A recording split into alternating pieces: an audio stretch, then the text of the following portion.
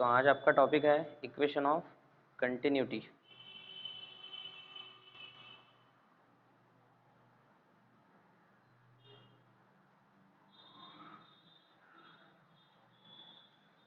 ठीक है,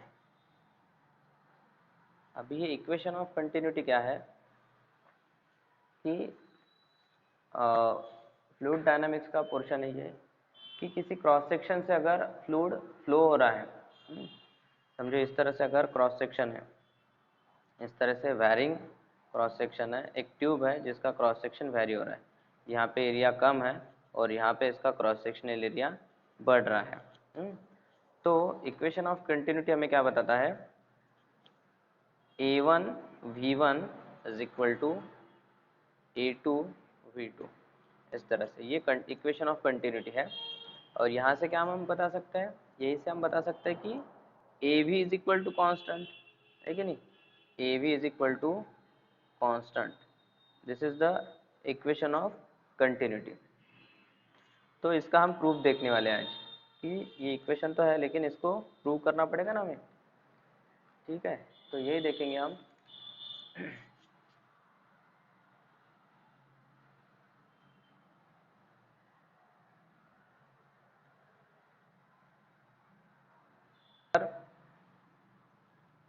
इस तरह से अगर वैरिंग क्रॉस सेक्शनल का एक ट्यूब है, एक पाइप है, इस तरह से वैरिंग क्रॉस सेक्शन है, इसका एरिया सपोज हम मान लेते हैं A1 और यहाँ पे क्रॉस सेक्शनल एरिया है A2। यहाँ से जब फ्लूइड फ्लो हो रहा है, यहाँ से फ्लूइड के पार्टिकल जब फ्लो हो रहे हैं और यहाँ तक ट्रैवल कर रहे हैं, तो इक्वेशन ऑफ कंटिन्यूटी क्या बताता है, यहाँ पे वेलोसिटी v1 और इस क्रॉस सेक्शन पे v2, a1 v1 is equal to a2 v2। This is the equation of continuity. ठीक है, अभी यहाँ पे एक टर्म आपको समझना, यहाँ पे एक टर्म आपको समझनी पड़ेगी कि a इंटू वी, ठीक है, a इंटू V, area into velocity is equal to, ये जो कांस्टेंट है, तो ये एरिया इंटू वेलोसिटी ये क्या है, it is the rate of flow. इसको कहा जाता है rate of flow, means per unit second. Means a rate of flow का मीनिंग क्या है कि कितना वॉल्यूम इस पर्टिकुलर क्रॉस सेक्शन से, इस पर्टिकुलर क्रॉस सेक्शन से या इस क्रॉस सेक्शन से पर यूनिट सेकंड, एक सेकंड में कितना वॉल्यूम फ्लो हो रहा है। Rate of flow is equal to क्या होता है, volume flow in 1 second. Actually वो यूनिट पर यूनिट टाइम होना चाहिए, बट यहाँ पे क्या कहा गया है, वॉल्यूम फ्लोन इन 1 सेकेंड, एक सेकेंड में कितना वॉल्यूम फ्लो हो रहा है। ठीक है, ये होता है rate of flow, area into velocity. ठीक है, ये टर्म समझ लीजिए आप, area into velocity is equal to rate of flow. और ये रेट ऑफ फ्लो का मीनिंग क्या होता है कि कितना वॉल्यूम फ्लो हो रहा है एक सेकंड के अंदर, इस पर्टिकुलर एरिया में से कितना वॉल्यूम फ्लो हो रहा है, उसको कहा गया है रेट ऑफ फ्लो। ठीक है, तो यही हमें इक्वेशन ऑफ कंटिन्यूटी बता दे कि रेट ऑफ फ्लो जो होता है वो कांस्टेंट होता है। ठीक है, इसका अगर हम स्टेटमेंट देखेंगे तो स्टेटमेंट हमें क्या बताता है कि volume rate of flow of incompressible fluid, volume rate of flow of incompressible fluid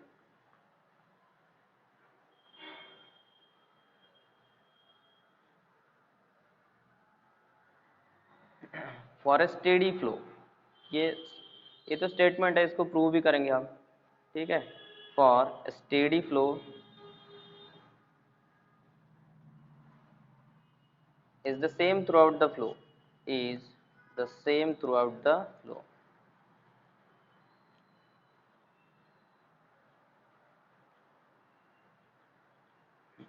ठीक है, इसका आप स्क्रीनशॉट कर सकते हैं। ठीक है, ये इक्वेशन ऑफ कंटिन्यूटी। अभी देखिए, इसको प्रूव करने के लिए स्टार्टिंग में देखो, हम एक टाइम इंटरवल कंसिडर करते हैं। जिस तरह से इस तरह से क्रॉस सेक्शन हमने कंसिडर किया है, यहाँ पे इस तरह से क्रॉस सेक्शन कंसिडर किया है कि एक वैरिंग क्रॉस सेक्शन है जहाँ से फ्लूइड फ्लो हो रहा है। अभी यहाँ पे देखो इनकम्प्रेसिबल फ्लूइड का है। इनकम्प्रेसिबल फ्लूइड का मतलब क्या है, it is an ideal fluid. हमने आइडियल फ्लूइड की प्रॉपर्टीज देखी है। आइडियल फ्लूइड क्या होता है, जिस जो इनकम्प्रेसिबल, इनकम्प्रेसिबल का मीनिंग क्या है कि जिसकी डेंसिटी चेंज नहीं होती। जिनको नहीं पता है, ठीक है, उनको भी बता रहा हूँ कि इनकॉम्प्रेसिबल का मीनिंग क्या है कि वो कहीं से भी जाए उसकी डेंसिटी नहीं कम होने वाली।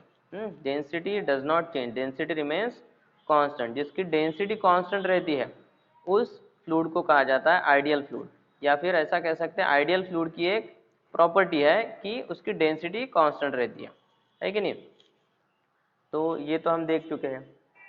ठीक है, अभी देखेंगे हम, कंसिडर करेंगे volume of fluid in that enters the cross section.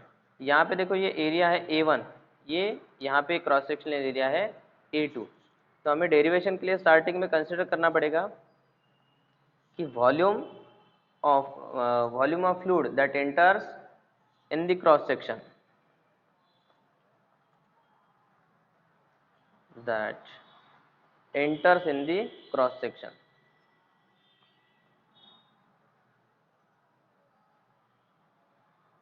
तो क्रॉस सेक्शन में एंटर हो रहा है फ्लूइड, मीन्स क्रॉस सेक्शन में कौन से एंटर हो रहा है यहाँ से फ्लूइड जो है यहाँ से पास हो रहा है इस साइड से, और यहाँ से लीव कर रहा है। ठीक है, तो हमने एक टाइम इंटरवल कंसिडर कर लिया, हमने यहाँ पे टाइम इंटरवल कंसिडर कर लिया डेल्टा टी। तो डेल्टा टी टाइम इंटरवल में वॉल्यूम कितना एंटर होगा एरिया A1 के अंदर, एरिया के अंदर वॉल्यूम एंटर होने वाला है, वॉल्यूम जो है एंटर होने वाला है वो रहेगा A1V1 इंटू डेल्टा टी। ठीक है, A1V1 इंटू डेल्टा टी। अभी यहाँ पे A1V1 क्या है, A1V1 मैंने पहले ही बताया आपको, this is the rate of flow, this is the rate of flow. और रेट ऑफ फ्लो को ही मैंने क्या बताया था आपको, volume flow in the 1 second, volume flown in 1 second. ठीक है, तो 1 सेकेंड में जितना वॉल्यूम फ्लो हो रहा है वो हो गया हमारा A इंटू वी। यहाँ पे लिखा हमने A1V1 क्योंकि क्रॉस सेक्शनल एरिया है वहाँ पे A1 और वेलोसिटी उसकी V1 है। तो 1 सेकंड में कितना पास होगा, 1 सेकंड में पास हो रहा है A1V1, लेकिन हमें 1 सेकंड का नहीं चाहिए, हमें क्या चाहिए डेल्टा टी टाइम में कितना वॉल्यूम फ्लो हो रहा है कि नहीं। तो volume flown in delta T time interval is equal to क्या हो गया A1V1 डेल्टा टी। ठीक है,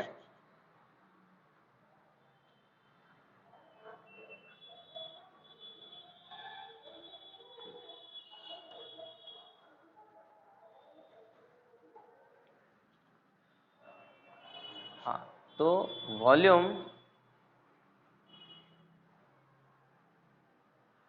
volume of fluid that enters in time interval delta T is equal to हो गया A1V1 डेल्टा टी। ठीक है, नेक्स्ट है, अभी यहाँ पे ये तो वॉल्यूम हो गया, हमें नेक्स्ट चाहिए मास of fluid that enters in time delta T. इस तरह से जो क्रॉस सेक्शन है, इस तरह से मास एंटर कहाँ से कर रहा है, मास एंटर इस क्रॉस सेक्शन एरिया A1 से, और लीव कहाँ से करेंगे इस क्रॉस सेक्शन एरिया A2 से। अभी हमें नेक्स्ट चाहिए मास of fluid that enters in delta T,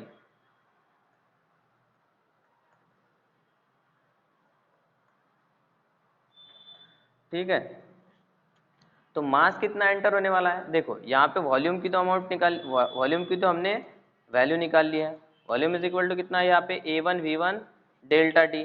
तो यही से हम मास भी निकाल सकते हैं। देखो हमारे पास फॉर्मूला है density is equal to rho is equal to mass upon volume. Therefore क्या हो जाएगा, mass is equal to rho into V, mass is equal to हो जाएगा रो इंटू वी। तो यहाँ पे जो हमने वैल्यू निकाली है वॉल्यूम की, उसी को हम डेंसिटी से मल्टीप्लाई कर देंगे। Therefore mass of fluid that enters in delta T is equal to क्या हो जाएगा A1V1 delta T, A1V1 delta T into rho. समझ रहा है, तो ये हो गया mass of fluid that enters in time delta T. बस इसी तरीके से यहाँ पे वॉल्यूम इंटू डेंसिटी है ना, यहाँ पे भी हमने वही किया, वॉल्यूम इंटू डेंसिटी, ये वॉल्यूम के साथ डेंसिटी को मल्टीप्लाई कर दिया। ठीक है,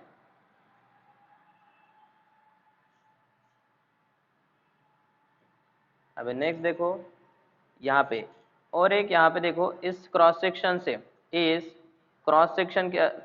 से अगर समझो इस तरह से मास फ्लो हो रहा है, फ्लूइड का मास हो रहा है फ्लूइड। तो यहाँ से जितना मास यहाँ से एंटर होने वाला है उतना ही मास यहाँ से लीव होगा। ऐसा तो कुछ नहीं है कि इसके अंदर कुछ मास का लॉस हो रहा है, ऐसा तो कुछ नहीं है ना। यहाँ से अगर आपने 2 लीटर फ्लूइड भेजा यहाँ से, तो यहाँ से भी आपको 2 लीटर ही फ्लूइड मिलने वाला है कि नहीं। तो यहाँ पे हम अप्लाई कर सकते हैं कंजर्वेशन ऑफ मास, है कि नहीं। यहाँ पे हम अप्लाई कर सकते हैं कंजर्वेशन ऑफ मास, मीन्स जितना मास एंटर हो रहा है उतना ही मास वहाँ पे लीव होने वाला है। तो देखो volume of fluid that leaves in delta T. Next हम यहाँ पे निकालेंगे volume of fluid that enters in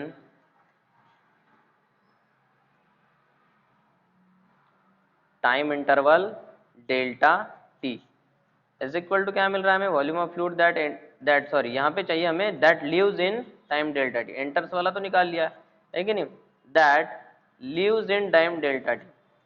तो सेकंड क्रॉस सेक्शन से वॉल्यूम कितना लीव होने वाला है, सेकंड क्रॉस सेक्शन का area A2 V2 into delta T.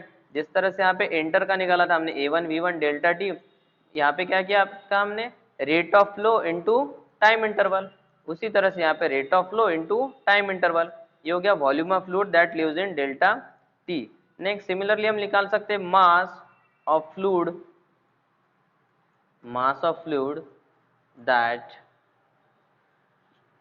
lives in time interval delta T is equal to, फिर से यही करेंगे हम, डेंसिटी इनटू वॉल्यूम। डेंसिटी तो सेम रहने वाली है, लिक्विड वहाँ पे जो फ्लूइड है वो हमने आइडियल कंसिडर किया है, दैट इज इनकम्प्रेसिबल। इनकम्प्रेसिबल है तो डेंसिटी तो चेंज नहीं होने वाली, therefore rho A2 V2 into delta T. ये क्या हो गया, mass of fluid that leaves in time interval delta T. तो यहाँ पे देखो हमने mass of fluid that enters ये निकाला हमने, है कि नहीं, और mass of fluid that leaves ये हो गया हमारा mass of fluid that enters, और ये हो गया mass of fluid that leaves. ठीक है, अभी मैंने क्या बताया था, कंजर्वेशन ऑफ मास, है कि नहीं, मीन्स जितना आप वहाँ पे फ्लूइड का मास एंटर करने वाला है उतना ही मास वहाँ से लीव करने वाला है। ऐसा तो कुछ नहीं बीच में कुछ गायब हो जाएगा, ऐसा तो नहीं है ना। तो according to mass conservation of mass,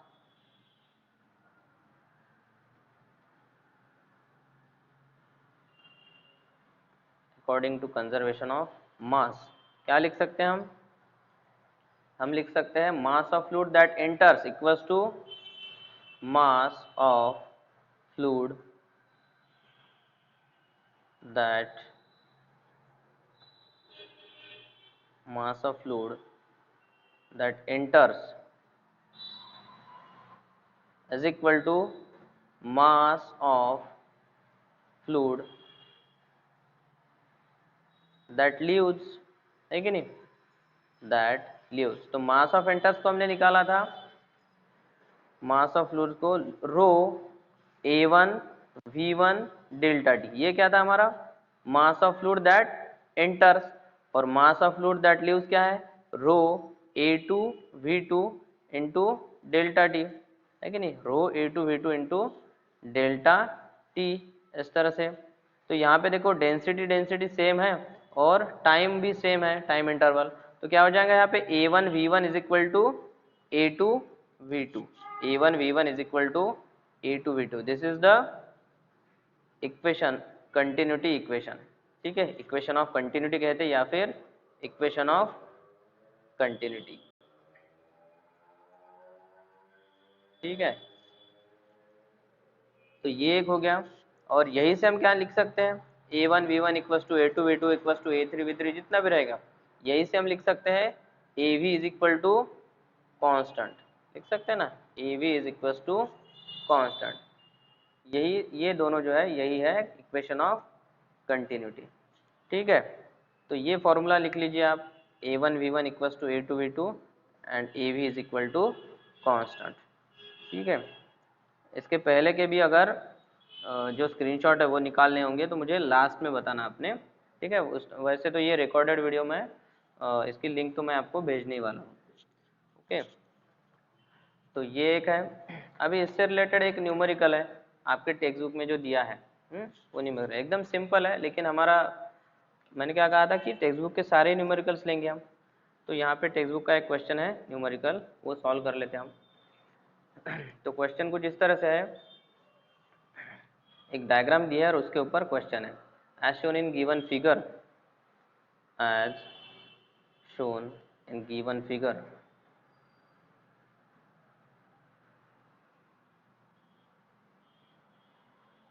as shown in given figure, a piston of cross sectional area, a piston of cross sectional area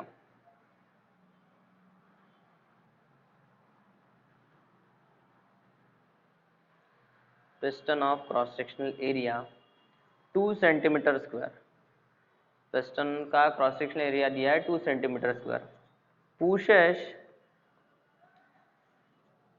the liquid out of a tube, the liquid out of a tube, out of a tube,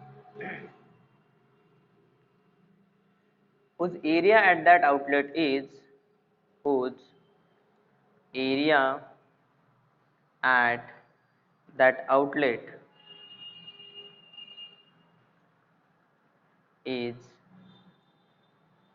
2 centimetre, sorry 40 mm square है, 40 mm square is 40 mm square.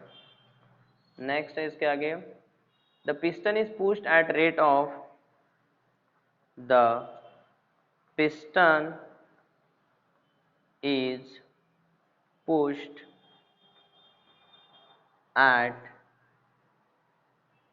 a rate of, at a rate of 2 centimeter per second, 2 centimeter per second। Determine the speed at which, determine the speed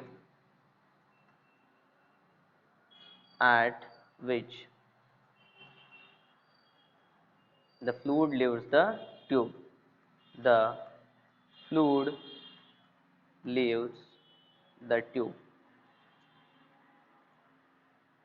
ठीक है, ये है question.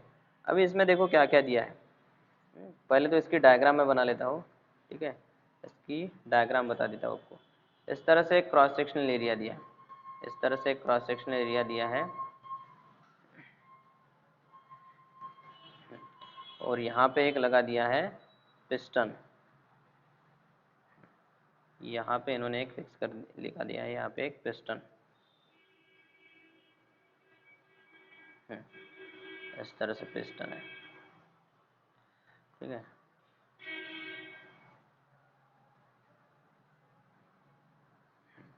और यहाँ पे ये flow हो रहा है, इस तरह से फ्लो हो रहा है।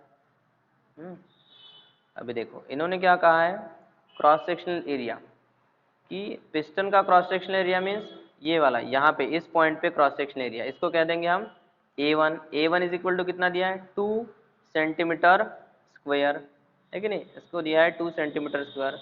और क्या कहा है, pushes the liquid out of a tube whose area at the outlet is 40 mm square.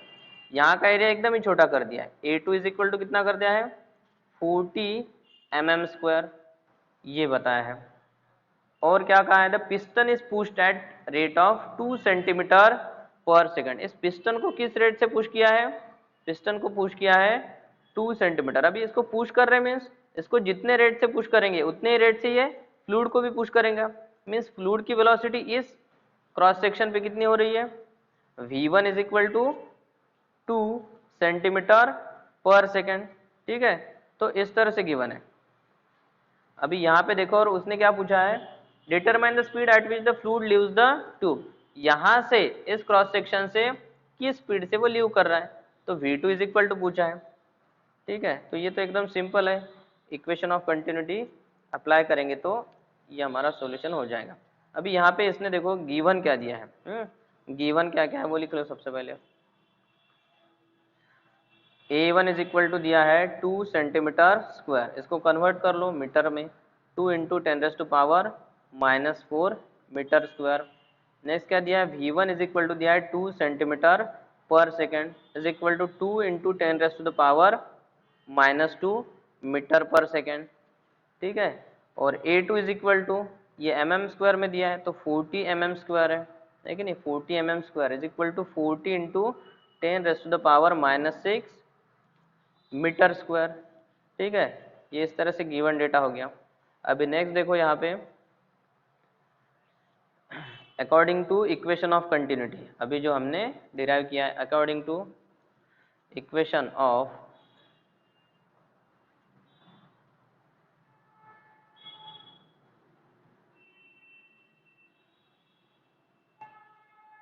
Equation of continuity. Equation of continuity क्या बताता है हमें, A1 V1 is equal to A2 V2, ठीक है। और यहाँ से हमें V2 निकालना है तो V2 इज इक्वल टू क्या मिल जाएगा हमें, V2 इज इक्वल टू मिल जाएगा हमें A1 V1 upon A2 is equal to, A2 is equal to कितना है, A2 इज इक्वल टू था हमारा, sorry A1 is equal to है क्या हमारा 2 इंटू 10⁻⁻4 इंटू 2 इंटू 10⁻⁻2 अपॉन 40, देखो यहाँ पे जो लिखा है हमने 40 इंटू 10⁻⁻6 A2, जहाँ से आउटलेट का क्रॉस सेक्शनल एरिया। अभी इसका करो कैलकुलेशन, इसका कैलकुलेशन करो, ठीक है। तो ये आ जाएगा 2 इंटू 2 अपॉन 40 इंटू 10⁻⁻, ये -4 -2 -6 हो गया, और ये +6 ऊपर आएगा, है कि नहीं। तो ये तो कैंसिल हो जाएगा, -4 -2 -6 हो गया ये, यस 1/10 इंटू 10⁻⁻6 हो जाएंगे ऊपर, ये कैंसिल हो जाएंगे। तो ये हो गया 4/40 is equal to 1/10 is equal to हो गया ये 0.1 metre per second.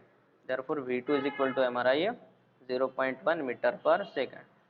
The easy question था ये, ठीक है। लेकिन टेक्स्ट बुक में जितने भी हम वो पूरे के पूरे सॉल्व कर लेंगे, एक्सरसाइज के भी सॉल्व करेंगे और ये भी सॉल्व करेंगे।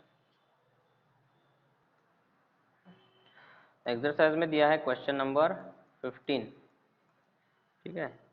तो क्वेश्चन क्या बताता है हमें, the speed of water is 2 metre per second, the speed of water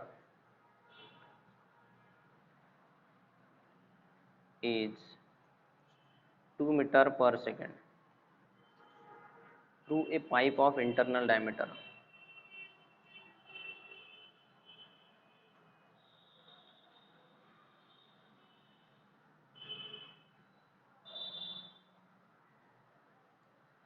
Internal diameter.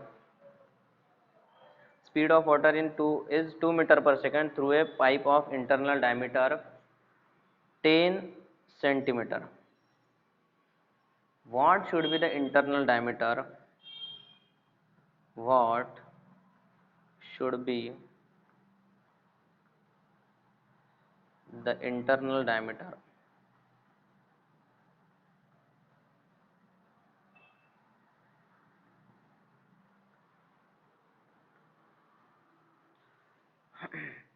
of nozzle of the pipe of nozzle of the pipe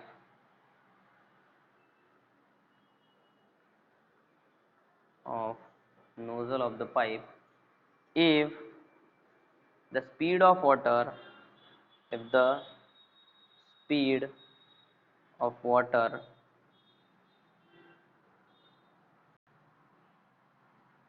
at nozzle at nozzle is 4 metre per second, ठीक है। तो इस तरह से question है, simple question है, बस इसमें एरिया सीधा सीधा देने के बजाय इसने इन्होंने दे दिया है डायमीटर्स, ठीक है। तो इसमें देखो गिवन क्या क्या है, क्वेश्चन में क्या कहा है, the speed of water is 2 metre per second through a pipe of internal diameter. इस तरह से पाइप है, इस पाइप से फ्लो हो रहा है, इसका डायमीटर कित इस इंटरनल, हाँ इसका इंटरनल डायमीटर दिया है 10 सेंटीमीटर, ठीक है। इसका इंटरनल डायमीटर दिया है 10 सेंटीमीटर, ठीक है।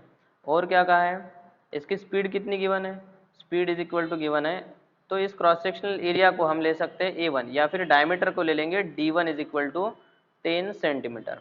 और यहाँ से स्पीड कितनी दी है, स्पीड दी है 2 metre per second, speed 2 metre per second, means V1 is equal to लिख सकते हैं 2 मीटर पर सेकेंड, है कि नहीं। तो D1 को हम कन्वर्ट कर लेते हैं, 10 सेंटीमीटर मीन्स क्या होता है 10 इंटू 10⁻⁻2 मीटर, इसी को लिख सकते हैं हम 0.1 मीटर, है कि नहीं। और नेक्स्ट क्या दिया है, what should be the internal diameter of nozzle of the pipe if the speed of water at nozzle is 4 centimetre per second. तो नोजल इस तरह से, ये आपको नोजल तो पता ही होगा ना, इस तरह से पाइप होता है और आखिरी में इस तरह से नोजल लगा रहता है कि नहीं। व्हीकल आप वॉशिंग वगैरह करते होंगे तो इस तरह से नोजल लगा रहता है, क्रॉस सेक्शनल एरिया उसका छोटा हो जाता है, ठीक है। तो इसने क्या बताया है, इस नोजल से स्पीड कितनी है, V2 is equal to the है 4 मीटर पर सेकेंड, ठीक है। तो V2 इज इक्वल टू अगर 4 मीटर सेकंड है तो नोजल का इंटरनल डायमीटर क्या होना चाहिए, जहाँ पे आउटलेट है, जहाँ पे इस तरह से आउटलेट है वहाँ पे नोजल का इंटरनल डायमीटर क्या होना चाहिए, ये उसने पूछा है, ठीक है। तो इजी क्वेश्चन है। देखो गिवन में फिर से एक बार लिख लेता हूँ यहाँ पे। तो यहाँ पे D1 इज इक्वल टू कितना था हमारा, हमने कन्वर्ट किया था तो 0.1 मीटर, है कि नहीं। V1 is equal to given है 2 metre per second, V2 is equal to given है 4 मीटर पर सेकेंड, और बस इतनी सारी चीज़ें गिवन है, और आपको फाइंड करना है D2 is equal to how much. तो इसमें भी हमें इक्वेशन ऑफ कंटिन्यूटी अप्लाई करना है। According to equation of continuity, according to equation of continuity हमें क्या पता है, A1 V1 is equal to A2 V2 is equal to A2 V2। तो A1 इज इक्वल टू, ये देखो ये कहाँ से हो रहा है, फ्लो हो रहा है वाटर, वाटर फ्लो हो रहा है पाइप से, तो पाइप का एरिया इज इक्वल टू क्या हो जाएगा, पाई डी स्क्वायर बाय 4, है कि नहीं। तो यहाँ पे लिख लेते हैं हम pi D1 square by 4 into V1 is equal to A2 is equal to क्या लिखेंगे, पाई D2 square by 4 into V2। अभी यहाँ पे देखिए पाई और 4 ये सारी चीज़ें कैंसिल हो जाएंगी, है कि नहीं। इस तरह से यहाँ पे देखो ये पाई कैंसिल हो जाएगा, ये 4 कैंसिल हो जाएगा, पाई 4। तो क्या मिल रहा है हमें, V1 into D1 square is equal to V2 into D2 square, है कि नहीं। V2 इंटू D2 स्क्वायर, बस यहाँ पे वैल्यूज पुटअप करना है हमें और आंसर आ जाएगा हमारा। देखो V1 इज इक्वल टू कितना दिया है 2 into D1 square, D1 is equal to कितना है 0.1 square, 0.1 square is equal to V2 is equal, V2 की भी वैल्यू है हमारे पास, V2 इज इक्वल टू कितना है, V2 is equal to 4 into D2 square. चलो अभी ये आंसर फटाफट जल्दी निकाल के बताइए, 0.1 स्क्वायर, ठीक है, अपॉन 4 इज इक्वल टू हो जाएगा हमारा D2 स्क्वायर। चलो बताइए कौन बता रहा है आंसर।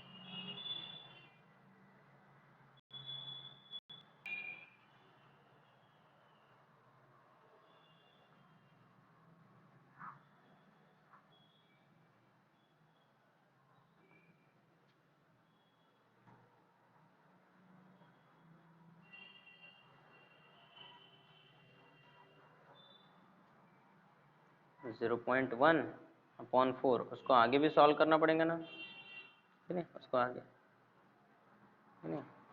देखो इस तरह से था हमारा लास्ट इक्वेशन, क्या बना था हमारा, 2 × 0.1 square upon 4 is equal to था V2, therefore V2 is equal to 2 × 0.01/4, ठीक है।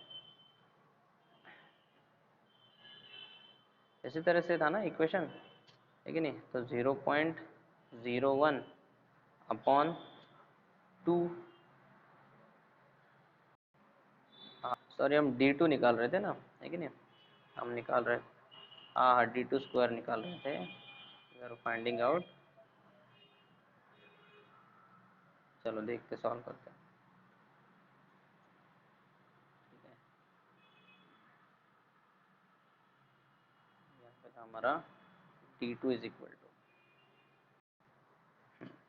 तो ये 0.0, हाँ ये है 0.01, तो is equal to 0.01 divide by 2, this is D2 square, this is also D2 square, this is also D2 square, therefore D2 is equal to क्या हो जाएगा हमारा, D2 इज इक्वल टू हो जाएगा हमारा 0.01 डिवाइड बाय 2, ये रूट में आ जाएगा, therefore D2 is equal to, अभी इसका 0.01 का रूट क्या होता है, 0.01 का रूट हो जाएगा हमारा 0.1, इसका स्क्वायर नहीं भी करते हम तो चल जाता, upon √2, therefore D2 is equal to हो गया हमारा 0.1 इंटू √2 इज इक्वल टू क्या होता है, √2 की वैल्यू क्या होती है,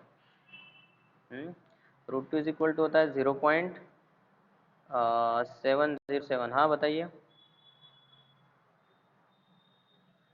sir. D2 is equal to है हमारे पास 0.1 डिवाइडेड बाय 1.41, ठीक है।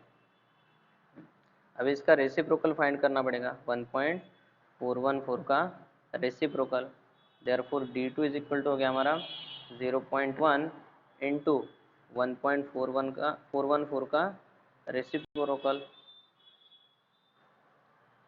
इज इक्वल टू, ये आंसर आता है फिर 0.707, therefore D2 is equal to, ये 0.1 को क्या लिख सकते हैं हम, 0.707 इंटू 10⁻⁻1, है कि नहीं, तो D2 इज इक्वल टू, ये किस में आंसर हमारा, मीटर्स में, therefore D2 is equal to हो जाएगा हमारा 7.07 इंटू 10⁻⁻2 मीटर्स, इस तरह से भी हम लिख सकते हैं, okay.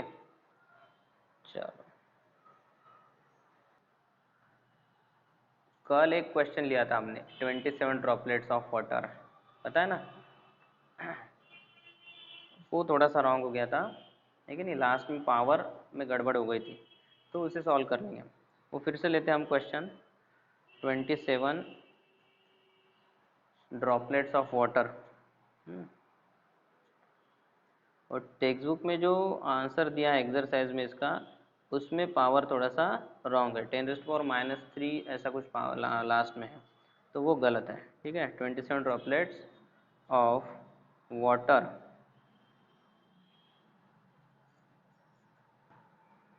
each of radius 0.1 mm, each of radius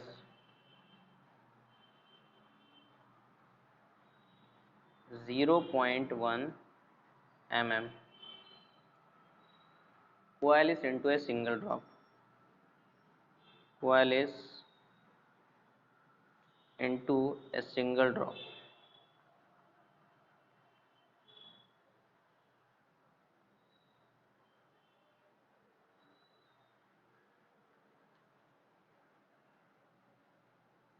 find the change in surface energy, find the change in surface energy,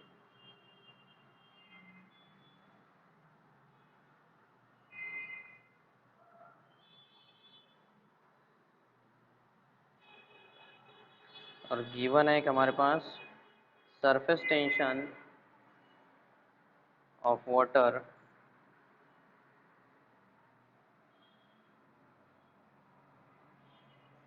is 0.072 newton per metre. Okay, ये देखो इसके में कंसेप्ट क्या है देख लो आप। इन्होंने क्या बताया है कि 27 ड्रॉपलेट्स है, इसलिए इस तरह से मल्टीपल 27 ड्रॉपलेट्स हैं। उसमें हर एक इसकी रेडियस, हर एक इसकी रेडियस क्या है, r is equal to 0.1 mm, इस तरह से है कि नहीं, ये गिवन है।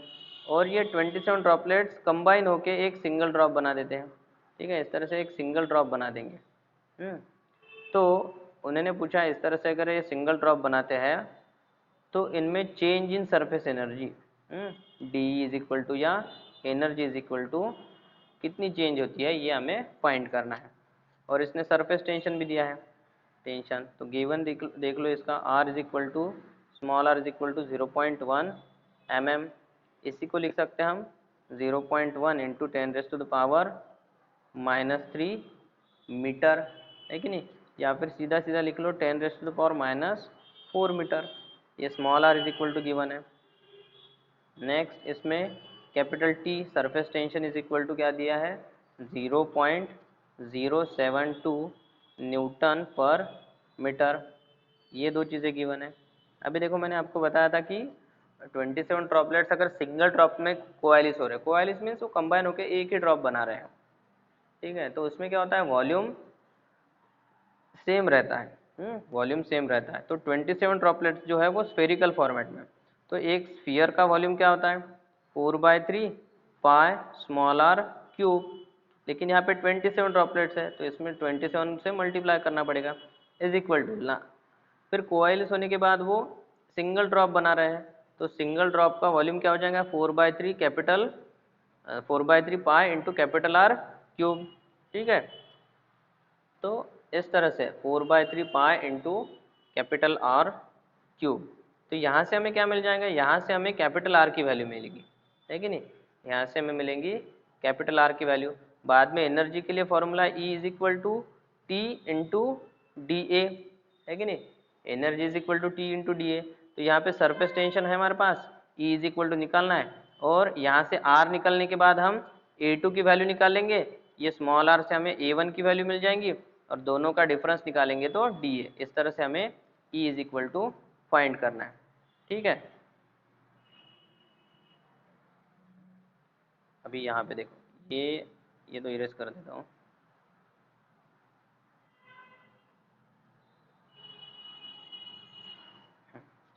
अभी यहाँ पे देखिए 4/3 पाई क्यूब। अभी इसमें देखो 4/3 पाई, ये तो कैंसिल कर सकते हैं हम, 4/3 पाई, ये 4/3 और ये पाई, 4/3 और ये पाई, ये कैंसिल कर सकते हैं। ठीक है, यहाँ पे है कैपिटल R, यहाँ पे कैपिटल R है, इस तरह से। अभी यहाँ पे क्या मिल रहा है हमें, स्मॉल r क्यूब, और ये 27 को हमने क्या लिखा था, 3 cube is equal to capital R cube. ठीक है, अभी यहाँ पे देखो स्मॉल r इंटू 3, इसको ब्रैकेट को एक सिंगल कॉमन क्यूब लेते हैं, और यहाँ पे कैपिटल R का क्यूब, और बाद में क्या करेंगे हम, यहाँ पे कैपिटल R, यहाँ ये क्यूब और ये क्यूब कैंसिल कर देंगे। ठीक है, तो यहाँ पे क्या मिल रहा है हमें, 3 into small r is equal to capital R, है कि नहीं।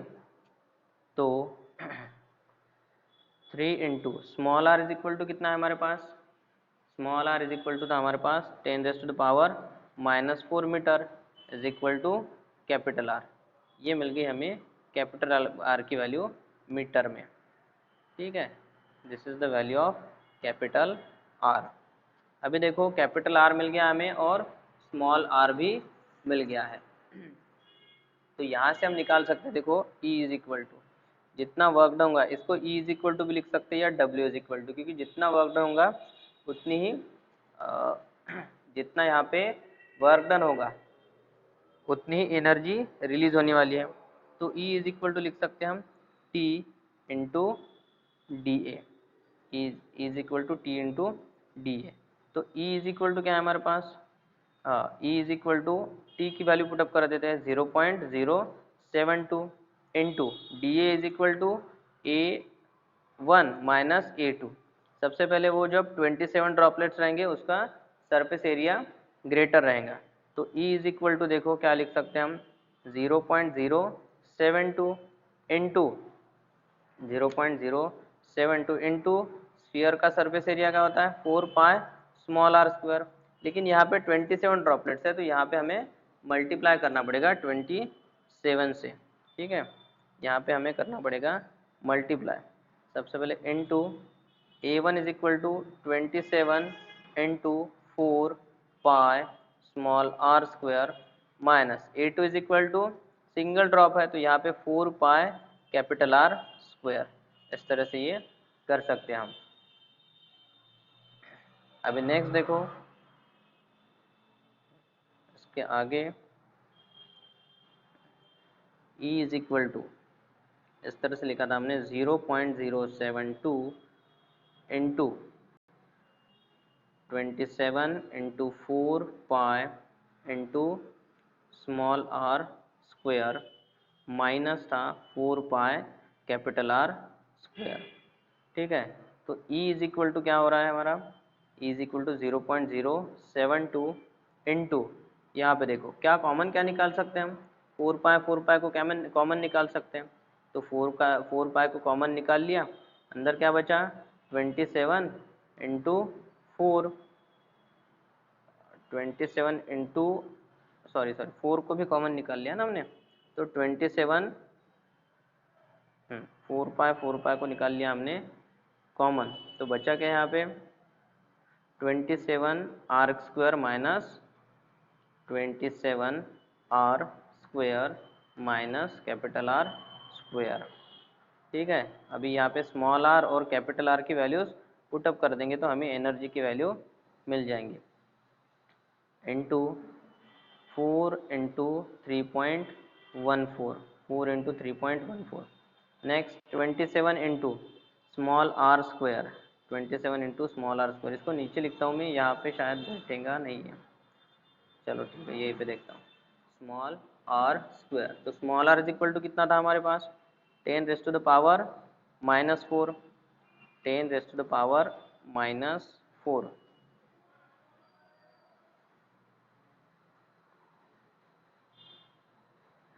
यहाँ पे ये आप भी देखो small R is equal to 10 raised to the power -4 metres में, इसका स्क्वायर माइनस करता हूँ मैं यहाँ पे capital R square, capital R is equal to कितना है minus capital R equal to कितना निकाला था हमने 3 इंटू हाँ 10 रेस्ट टू द पावर -4, इसका भी स्क्वायर करना है हमें, ठीक है, इसका भी करना है हमें square,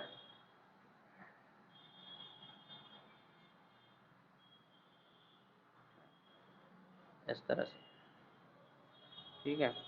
therefore E is equal to, अब ये पूरा कैलकुलेशन करके आप आंसर बता सकते हैं, E इज इक्वल टू 0.072, अभी ब्रैकेट में ये कैलकुलेशन आता है 12.56, 4 इंटू 3.14, ये कैलकुलेशन आएगा हमारा 12.56 इंटू 27 इंटू 10 रेस्ट पावर -4 में से आ जाएगा। देखो इसको मैं नेक्स्ट पेज पे सॉल्व करता हूँ, नेक्स्ट पेज पे यहाँ पे ये नहीं बैठने वाला, ठीक है।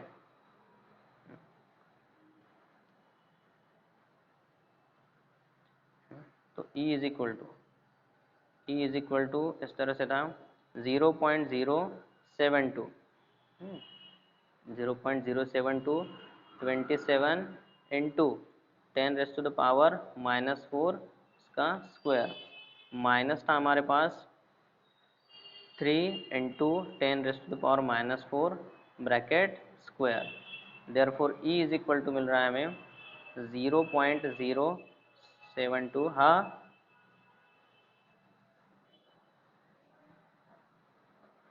यस 12.56 रहा है ना, 12.56, ओके 4 पाय हाँ हे राहिलेला आहे बरोबर।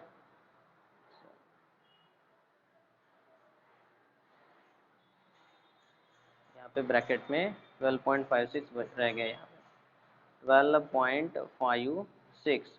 अभी ब्रैकेट में देखो क्या है, 27 इंटू 10⁻⁻⁴ इसका स्क्वायर, ठीक है, और माइनस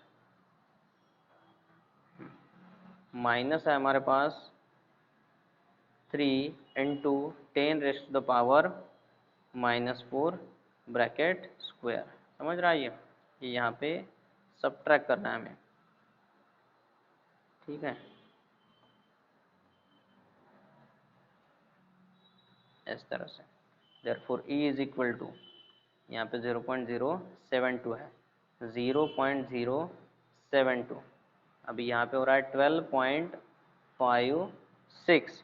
अभी ये 27, 27 इंटू 10⁻⁻8 माइनस यहाँ पे 3 स्क्वायर क्या हो जाएगा, 9 into 10⁻⁻8, 3 into 10⁻⁸। Therefore E is equal to मिल रहा है हमें 0.072, 27 माइनस 9 हो जाएगा हमारा 18 इंटू 12.56 इंटू 10⁻⁻8। ये आएगा हमारा answer. E is equal to, चलो अभी बताइए, अभी ये कैलकुलेशन करिए और फाइनल आंसर हमें मिल जाएगा। 0.072 into 18 into 12.56 is equal to, ये आंसर आता है हमारा 16.27776 इंटू 10⁻⁸। ठीक है, तो इसी को हम लिख सकते हैं, E इज इक्वल टू 1.677 और 2 है यहाँ पे, 1.627776 इंटू 10⁻⁻7 जूल। ठीक है, तो this is the right answer, this is the final answer. ठीक है, कल इसमें थोड़ा सा पावर गड़बड़ हो गई थी, -8 आ रहा था यहाँ पे, और आपके टेक्स्ट बुक में जो एक्सरसाइज में नीचे ब्रैकेट में दिया है उसमें 1.628 और इंटू 10⁻⁻3 जूल दिया है, जो कि रॉन्ग है। ठीक है, या फिर किस मेथड से उसने सॉल्व किया है हमें तो नहीं पता, हमारे ये मेथड से जो सॉल्व किया वो करेक्ट है।